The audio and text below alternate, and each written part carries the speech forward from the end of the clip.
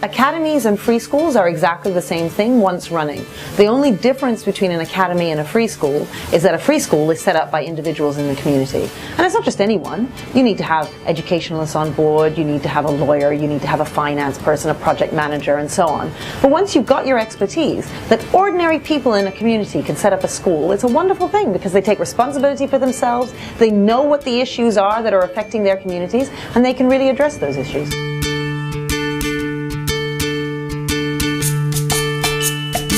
And I think one of the things that free schools can actually address is provide the kind of educational opportunities to children from low-income families that they don't currently have in our system. The problem with all schools being exactly the same in a multicultural, multi-faith, multi-class society is that specific areas of need often get left by the wayside. And what the free school movement allows is for communities to look at specific issues that they have to deal with and to create a school around those needs. Just because you come from a poorer background or come from an area that is deprived, that should not make the slightest bit of difference to the opportunity that you have to aspire to get to the very top. Children who are eligible for free school meals do on average half as well at school as children who aren't. More people were admitted to Oxford and Cambridge from a single school, Westminster, last year than from the entire population of children eligible for free school meals doing A-levels. I mean, that is an absolute scandal. I know that free schools is politically a difficult thing for some people to understand.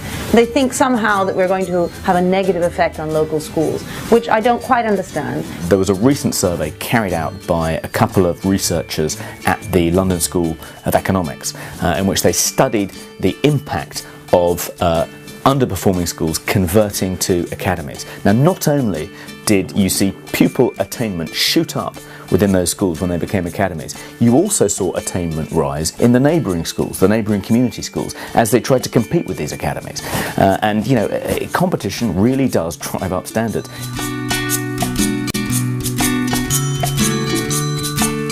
Free schools and academies follow the same admissions code as all other schools. I think a lot of people think that if you're setting up a rigorously academic school that aims to get all children into a good university, then you're only going to attract middle-class parents. There'll be no provision for non-middle-class children. The notion that only middle-class children want an academically rigorous education, want to go to a good university, is incredibly patronising.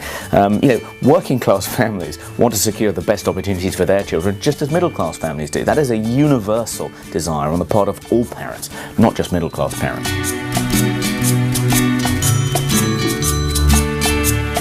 I think that a free school, which is led by people who are absolutely determined that they want to see the very best for their pupils, for their young people, it changes attitudes to education and gives every young person that idea that they can aspire and get to the very, very top, and that excellence matters. It takes so much time and energy to set up a new school.